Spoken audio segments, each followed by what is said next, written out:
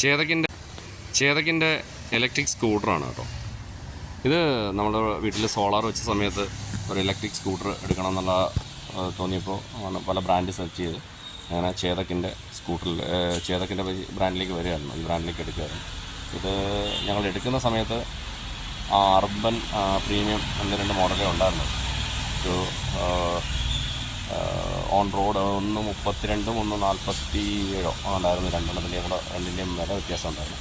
പക്ഷേ അർബനാണ് ഞങ്ങൾ എടുത്തത് 32. പക്ഷേ അത് അതിൻ്റെ എക്സ്റ്റൻഡഡ് വാറൻറ്റിയും മറ്റുള്ള സാധനങ്ങളും മറ്റുള്ള ആക്സസറീസ് കാര്യങ്ങളെല്ലാം കൂടെ ചേർത്തിട്ട് 42 ആയിരുന്നു അന്ന്. ഇന്നിപ്പോൾ അർബന് പ്രീമിയം എന്നുള്ള മോഡലൊക്കെ മാറിയിട്ടുണ്ട്. ഇപ്പം 301 302 ആയതുകൊണ്ടൊക്കെ മോഡലുകളാണ് വന്നിരിക്കുന്നത്. അത് നല്ല ബോഡിയാണ്, മെറ്റൽ ബോഡിയാണ് വന്നിരിക്കുന്നതെല്ലാം. നല്ല ഒക്കെ ഒരു കുറച്ചൊക്കെ ഒരു യമഹയുടെയൊക്കെ ഒരു ഫാസിനോടെയൊക്കെ ഒരു ബാക്ക് സൈഡ് ലുക്കൊക്കെ ഇതിനകത്തുണ്ട്. സംഭവം ഇത് നല്ല വെയിറ്റുള്ളതാണ്, മെറ്റൽ ബോഡിയാണ് സംഭവം.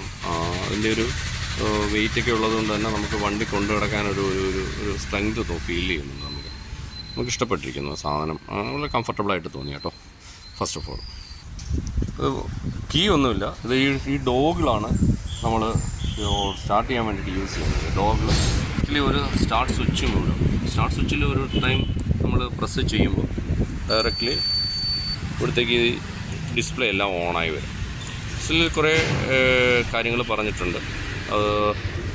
നമ്മൾ ടൈം അതിനകത്തുണ്ട്. നമ്മുടെ സൈഡ് സ്റ്റാൻഡ് കിടക്കുകയാണെങ്കിൽ അത് കാണിക്കും. പിന്നെ സ്പീഡ്, എത്ര റേഞ്ച് ബാലൻസ് ഉണ്ട്. ഇനിയിപ്പോൾ നമ്മൾ 104 ഇത് ഫുള്ള് ചാർജിൽ 104 കാണിക്കുന്നത്.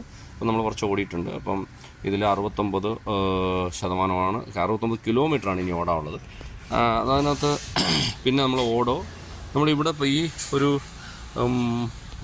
മോഡിലേക്ക് പ്രസ് ചെയ്ത് കഴിഞ്ഞാൽ ഇതിനകത്ത് ഈ നമ്മൾ മോഡാണ് പ്രസ് ചെയ്യുന്നത് കേട്ടോ. അതിൻ്റെ ഈ എമ്മിൽ പ്രസ് ചെയ്യുമ്പോൾ ഇതിൽ ഉണ്ടോ കിലോമീറ്റർ കാണിക്കുന്നു. വീണ്ടും നമ്മൾ ട്രിപ്പാണത് കാണിച്ചത്. ഇതിപ്പം എത്ര ബാലൻസ് ഉണ്ട് പെർസെൻറ്റേജ്. ആക്ച്വലി 69 കിലോമീറ്റർ ഓടാനുള്ളപ്പോഴും 65% നേരത്തെ ഇവിടെ കാണിച്ചുകൊണ്ടിരുന്നത്. ഇത് 8732 കിലോമീറ്ററാണ്. പിന്നെ ന്യൂട്രൽ ഇവിടെ വരുന്നത്, ന്യൂട്രൽ വരുന്നുണ്ട്. പിന്നെ ഡ്രൈവ് വരും, റിവേഴ്സ് വരും, സ്പോർട്സ് മോഡ് വരും. ഇത്രയാണ് ഇതിനകത്ത് കാണിക്കേണ്ടത്. ആക്ച്വലി ഇത് ഡേറ്റാ പാക്ക് നമുക്ക് ഇല്ല. ഡേറ്റാ പാക്ക് റിവേഴ്സിനുള്ള ഡേറ്റാ പാക്കൊന്നും നമ്മൾ എടുത്തില്ല. അതുകൊണ്ട് ആദ്യത്തെ 1 മാസമേ നമുക്കത് കിട്ടിയിട്ടുണ്ടായിരുന്നുള്ളൂ. പക്ഷേ റിവേഴ്സിന് നമുക്ക് ആവശ്യമുണ്ടെന്ന് തോന്നിയില്ല. അതുകൊണ്ടാണ് പിന്നെ ഡേറ്റാ പാക്കൊന്നും അപ്ഡേറ്റ് ചെയ്യാൻ. പക്ഷേ നമുക്ക് ഡ്രൈവ് മോഡിലേക്ക് വരുന്നത് ഇവിടുന്ന് നമ്മൾ ഈ ക്ലച്ച് പെഡൽ പിടിച്ച് നമ്മൾ ആക്സിലേറ്റർ ഒട്ടും കൊടുക്കാൻ പാടില്ല. എന്നിട്ട് നമ്മൾ ഈ പറഞ്ഞ സൈഡ് സ്റ്റാൻഡ് കിടന്നു കഴിഞ്ഞാൽ ഓൺ ആവില്ല കേട്ടോ. സൈഡ് സ്റ്റാൻഡ് ഇവിടെയും കാണിച്ചിട്ടുണ്ട്. സൈഡ് സ്റ്റാൻഡ് മാറ്റിയിട്ട് നമ്മൾ വീണ്ടും ഈ ഡ്രൈവ് പ്രസ് ചെയ്യുമ്പോൾ ശ്രദ്ധിച്ചാൽ മതി. നോക്കിയോ, അല്ലേ ഡി കാണിച്ചിരിക്കുന്നുണ്ടോ, അതാണ്. ഇനി നമ്മൾ സൈഡ് സ്റ്റാൻഡ് ഇടുകയാണ്. സൈഡ് സ്റ്റാൻഡ് ഇടുമ്പോൾ തീർന്നു. വീണ്ടും ഓട്ടോമാറ്റിക്കലി ഇത് ന്യൂട്രലിലേക്ക് മാറും. ഇനി ഇപ്പുറത്തെ സൈഡിൽ ഉള്ളതെന്ന് പറഞ്ഞാൽ ഇതിപ്പോൾ നമ്മൾ 3 എക്സ്പ്ലെയിൻ ചെയ്തു. അതായത് ഡ്രൈവിലേക്ക് പോകുന്നത്, റിവേഴ്സിലേക്ക് പോകുന്നത്, റിവേഴ്സ് നമ്മൾ ഇതിനകത്തില്ല. പിന്നെ മോഡുകൾ ചേഞ്ച് ചെയ്യുന്നത്, പിന്നെ ഇൻഡിക്കേറ്റർ സ്വിച്ച്. മറ്റു വെഹിക്കിളിനെ അപേക്ഷിച്ചൊരു വ്യത്യാസമുള്ളത് ഇൻഡിക്കേറ്റർ സ്വിച്ച് 2 സൈഡിലുണ്ട് ഇതിന് കേട്ടോ. നമ്മുടെ സാധാരണ ഇതിനകത്ത് ഒരു സൈഡിൽ നമ്മൾ അങ്ങോട്ടും ഇങ്ങോട്ടും ഇടുന്നത്, ഇതിപ്പോൾ 2 സൈഡിലുമില്ല. അതൊന്ന് ആദ്യത്തെ കുറച്ച് നാളത്തേക്ക് നമുക്കൊരു ബുദ്ധിമുട്ടായിരുന്നു. എന്നാലും ഇപ്പം നമ്മൾ ഓക്കെ ആയി. പിന്നെ ഇതെന്ന് വെച്ചാൽ ഗ്ലോ ബോക്സ് തുറക്കാനുള്ളൊരു സ്വിച്ചാണ്. ഈ ഗ്ലോ ബോക്സ് 1 ടൈം പ്രസ് ചെയ്യുമ്പോൾ ഇത് ശ്രദ്ധിക്കാം. 1 ടൈം പ്രസ് ചെയ്യുമ്പോൾ ഓപ്പൺ, ഇത് ക്ലോസ് ചെയ്യാം. ഇതിനകത്ത് ചെറിയൊരു ചാർജിങ്, നമുക്ക് മൊബൈലൊക്കെ ചാർജ് ചെയ്യാൻ പറ്റുന്നൊരു സംവിധാനമുണ്ട് ഇതിനകത്ത്. പിന്നെ ഇതേ ഒരു ഫസ്റ്റ് എയ്ഡ് ബോക്സിൻ്റെ ഒരു സംവിധാനമാണ്. ഇച്ചിരി സാധനങ്ങളൊക്കെയാണ്. അത്യാവശ്യം ടൂൾസ് കാര്യങ്ങളൊക്കെ ഉണ്ട് ഇതിനകത്ത്. ഫസ്റ്റ് എയ്ഡ് കിറ്റ് ഇതിനകത്ത് ഒരെണ്ണം അവിടെ ഇരിപ്പുണ്ട്. ഇപ്പുറത്തെ സൈഡിൽ ഫസ്റ്റ് എയ്ഡ് കിറ്റ് ഇരിപ്പുണ്ട്. നമുക്ക് ഇത് നമ്മൾ തുറന്ന് നോക്കിയിട്ടില്ല. ഈ സൈഡിലിരിക്കുകയാണ് സാധനം. എന്നിട്ട് ഇത് നമ്മുടെ ഒരു ഫ്രീ ബോക്സാണ്. ആക്ച്വലി പ്രീമിയം വെഹിക്കിളിനകത്ത് ഇത് ചാർജർ വെക്കാനുള്ളൊരു സ്പേസാണ്. പക്ഷേ ഈ അർബൻ ഇതിനകത്ത് ചാർജർ വലിയ ചാർജറാണ്. അത് നമുക്ക് ഇതിലേ വെക്കാൻ പറ്റും. ഇത് തുറക്കുന്നതിന് നമ്മുടെ സീറ്റിനടിയിലുള്ള അത് തുറക്കാൻ ഇതിൽ തന്നെ സെയിം ലോങ് പ്രസ്സാണ് കൊടുക്കേണ്ടത്. ലോങ് പ്രസ് കൊടുക്കുമ്പോഴത്തേക്ക് നമുക്ക് നല്ല സ്പേസ് ഉണ്ട്. ഒരു ഹെൽമെറ്റ്, നല്ലൊരു വലിയ ഹെൽമെറ്റ് ഇതിനകത്ത് വളരെ ഫ്രീ ആയിട്ടിരിക്കാൻ പറ്റുന്നുണ്ട്. ഇതിനകത്ത് നമ്മൾ ചാർജറാണ് വെക്കുന്നത്. ചാർജർ വെക്കുമ്പോൾ വെച്ച് കാണിച്ചു തരാം. ചാർജർ വെക്കുമ്പോഴത്തേക്ക് തന്നെ ഇത് ഫില്ലാവും. അതുകൊണ്ട് ചാർജർ വെച്ച് കഴിഞ്ഞാൽ ഇതിൽ ഹെൽമെറ്റ് പോവില്ല. ഈ ചാർജർ എപ്പോഴും ഞാനിത് കൊണ്ടു നടക്കാറില്ല. ചാർജർ നമ്മളിവിടെ ഇത് ഫിക്സ് ചെയ്ത് വെച്ചിരിക്കുകയാണ്. അത് ഞാൻ കാണിച്ചു തരാം. ചാർജർ നമ്മൾ നമ്മുടെ പോർച്ച് ഏരിയയിൽ മൊത്തത്തിൽ അങ്ങ് ഫിക്സ് ചെയ്ത് വെച്ചിരിക്കുകയാണ് ചാർജർ. അപ്പോൾ വണ്ടി കൊണ്ടുവരുമ്പോൾ നേരെ ഇവിടെ കൊണ്ടുവന്ന് ചാർജർ ഇട്ടിട്ട് അങ്ങ് പോകും. ഇതാണ് ചെയ്യുന്നത്. കൊണ്ടു നടക്കാറില്ല. നമുക്ക് ചെറിയ ഓട്ടങ്ങളായതുകൊണ്ട് ഇത് ചാർജർ കൊണ്ടു നടക്കാറില്ല. അങ്ങനെ വേണമെന്നുണ്ടെങ്കിൽ നമുക്ക് ചാർജർ എപ്പോഴും കൊണ്ടു നടക്കണമെന്നില്ല ഇതിന്. അപ്പോൾ ഇവിടെയാണ് നമ്മൾ ചാർജ് കൊണ്ടുവന്ന് കുത്തുന്നത്. അതിനൊരു അടയ്ക്കാൻ സംഭവമുണ്ട്. നമ്മളിതിങ്ങനെ അടച്ചു വയ്ക്കാൻ അതുകൊണ്ട് അടയ്ക്കാൻ വേണ്ടിയിട്ടുണ്ട്. പിന്നെ ഇതിപ്പം ഫ്ലോ ബോക്സ് ഇതിപ്പോൾ നമ്മൾ സാധാരണ ഇപ്പം ഹെൽമെറ്റ് വയ്ക്കാൻ ഉപയോഗിക്കുന്നുണ്ട്.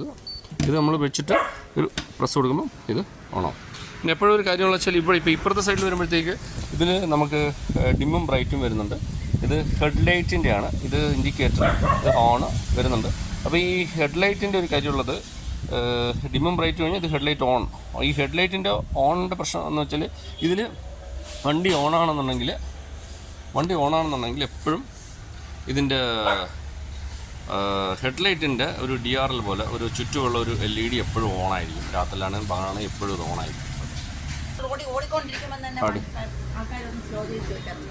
ഇത് നല്ല 3 കിലോവാട്ടിൻ്റെ ഒരു മോട്ടറാണ് ഇവിടെ വെച്ചിരിക്കുന്നത്. മനസ്സിലായി. അപ്പം ഈ സൈഡിലൊരു നമുക്കങ്ങനെ ഓട്ടത്തിലൊരു പ്രശ്നമൊന്നും തോന്നില്ല. എന്നാലും ഒരു വൺ സൈഡിലാണ് ഇത് വെച്ചിരിക്കുന്നത്, മോട്ടർ വെച്ചിരിക്കുന്നത്. പിന്നെ ഇതിൻ്റെ ഫുഡ് റെസ്റ്റുകളൊക്കെ വളരെ സ്റ്റൈലിഷാണ് സംഭവം. വളരെ ഫ്ലഷ്ഡായിട്ട് ഇരുന്നുള്ളൂ. ഇതും ഈ സൈഡ് രണ്ട് സൈഡിലും വരുന്ന ഫുഡ് റെസ്റ്റുകളും വളരെ ഫ്ലഷ്ഡാണ്. നമ്മളിങ്ങനെ കയറ്റി വെച്ച് കഴിഞ്ഞാൽ നല്ല ഉണ്ടെന്ന് പോലും അറിയില്ല. സംഭവം അപ്പുറത്തും അതുപോലെ തന്നെയാണ് സംഭവം. രണ്ടെണ്ണത്തിലും നമുക്ക് നോക്കാം. പിന്നെ ഇതിൽ വരുന്ന എല്ലാ ആക്സസറീസും ഈ സ്റ്റീല് ഗാർഡ്സുകളെല്ലാം തന്നെ അഡീഷണൽ പേയ്മെൻ്റാണ്. ഫ്രണ്ടിലൊക്കെ മേടിച്ചിട്ടുണ്ട്. എവിടെയും തട്ടിമ കുറയേണ്ടെന്ന് വെച്ചിട്ട് ആദ്യമേ അതൊക്കെ മേടിച്ച് വെച്ചു. പിന്നെ ഈ സെൻട്രൽ സ്റ്റാൻഡ് നമ്മൾ അഡീഷണൽ മേടിച്ചിട്ടിരിക്കുന്നതാണ്. അതും നമ്മൾ അഡീഷണൽ പേയ്മെൻറ്റ് ഉണ്ടായിരുന്നു. ഓവറോൾ ലുക്ക് നല്ല ഭംഗിയാണ് കേട്ടോ സംഭവം. ഇതിപ്പോൾ ഞങ്ങൾ എടുത്തിട്ടൊരു 9 മാസമായി. ഇതിനൊരു 8000 സംതിങ് കിലോമീറ്റർ ഓടി. ഇതിൻ്റെ നോർമൽ വാറണ്ടി എന്ന് പറയുന്നത് 50,000 കിലോമീറ്റർ 3 വർഷത്തേക്കാണ്. ആക്ച്വലി നമ്മൾക്ക് ഇത് വാറണ്ടി എക്സ്റ്റെൻഡ് ചെയ്തെടുത്തു. വാറണ്ടി എക്സ്റ്റെൻഡ് ചെയ്തപ്പോൾ 7,000 രൂപ അടുപ്പിച്ചായി. വാറണ്ടി എക്സ്റ്റെൻഡ് ചെയ്തെടുത്തപ്പോഴത്തേക്ക് നമുക്ക് 5 വർഷത്തേക്ക് 70,000 കിലോമീറ്റർ. പക്ഷേ ഇപ്പോൾ ഓടിച്ച് വന്നപ്പോൾ നമുക്ക് തോന്നുന്നില്ല നമ്മൾ അത്രയും വേണ്ടി വരുന്നു. പക്ഷേ 70,000 കിലോമീറ്റർ ആയതാണ് ആദ്യം വരുന്നതെന്നുള്ളതാണല്ലോ 5 വർഷം. അപ്പോൾ 5 വർഷം കൊണ്ട് 70,000 കിലോമീറ്റർ ഓടിത്തള്ളൂ എന്നറിയാൻ വയ്യ. എങ്കിൽ പോലും നമ്മൾ എടുത്തിട്ടുണ്ടത്. അത് വണ്ടി എപ്പോഴും എൻ്റെ പെട്രോൾ എക്സ്പെൻസും മറ്റുള്ള കാര്യങ്ങളും വെച്ച് നോക്കി മറ്റൊരു വണ്ടി എടുക്കുന്നത് നോക്കി കഴിഞ്ഞാൽ ഇത് ഒരു 5 വർഷം ഓടിയാൽ പോരാ. 5 വർഷത്തിലേക്ക് കൂടുതൽ ഓടണം. കൂടുതൽ ഓടുന്നതായിരിക്കും നമ്മുടെ ലാഭം. വീട്ടിൽ പിന്നെ സോളാർ ഉള്ളതുകൊണ്ട് ഇലക്ട്രിസിറ്റിയുടെ എക്സ്പെൻസ് ഒന്നും എനിക്ക് വരുന്നില്ല. അതുകൊണ്ട് എടുത്താണ്. ഇപ്പം ഒരു വണ്ടിയുടെ വില മറ്റുള്ള ആക്സസറീസും എല്ലാം കൂടെ ഒരു 1,42 ഒരു 3,000 രൂപ എനിക്ക് പെട്രോൾ എക്സ്പെൻസ് കൂടിയാണെങ്കിൽ 7 വർഷം കൊണ്ട് 2,25,000 രൂപ അടുപ്പിച്ചാണ്ട് എനിക്ക് ലാഭം വരുന്നുള്ളൂ. അപ്പം പിന്നെ വരുന്ന ഒരു ലാഭം എന്ന് പറയുന്നത് ഈ പറയുന്ന ഒരു 10-70 രൂപയുടെയാണ്. അപ്പം വണ്ടി ഇത് കഴിഞ്ഞിട്ട് ഓടിയാലാണ് നമുക്കത് മുതലാക്കാൻ പറ്റുക. കാര്യം ഇതിൻ്റെ ബാറ്ററിയൊക്കെ എന്തെങ്കിലും പോയി കഴിഞ്ഞാൽ എൻ്റെ റീസെയിൽ വാലിനെ കുറിച്ചൊന്നും നമുക്ക് യാതൊരു ധാരണയില്ല. വളരെ മെയിനായിട്ടുള്ള കാര്യം ഈ 8,000 കിലോമീറ്റർ വെച്ചിട്ട് എൻ്റെ ബാറ്ററി പോയിരുന്നു, കംപ്ലൈൻ്റ് ആയിരുന്നു. അതായത് ബാറ്ററി എന്ന് വെച്ചാൽ ആക്സിലറി ബാറ്ററി ആദ്യമേ ഇറക്കി കംപ്ലൈൻ്റ് ആയിരുന്നു. ചെറിയ ബാറ്ററിയാണ്, അത് മാറിത്തരും ഒരു. ഇത് മെയിൻ ബാറ്ററി 1,00,000 രൂപ 98,000 രൂപ വിലയുള്ള ഒരു ബാറ്ററി ഇതിനകത്ത് നിന്ന് പോയി. 8,000 കിലോമീറ്റർ ഓടിയപ്പോൾ തന്നെ ബാറ്ററി പോയിരുന്നു. പക്ഷേ ഒരു 10 ദിവസത്തിനകം എടുത്ത സംഭവം പുതിയ ബാറ്ററി തന്നു. അവർ പറഞ്ഞു ആ ഒരു ബാച്ചിൽ വന്ന കുറച്ച് ബാറ്ററികൾക്ക് അതിൻ്റെ പ്രശ്നമുണ്ടെന്നാണ് പറഞ്ഞത്. എനിവേ അതിപ്പം മാറി തന്നിട്ടുണ്ട്. ഇപ്പം പുതിയ ബാറ്ററിയാണ് ഞാൻ ഉപയോഗിക്കുന്നത്. ഹോപ്പ്ഫുള്ളി അത് നല്ല ഇനി അങ്ങോട്ട് പോകുമെന്ന് വരുന്നു. എന്തായാലും 70,000 കിലോമീറ്റർ നമുക്ക് വാറണ്ടി ഉണ്ട്. അതുവരെ അവർ ശരിയാക്കി തരണം.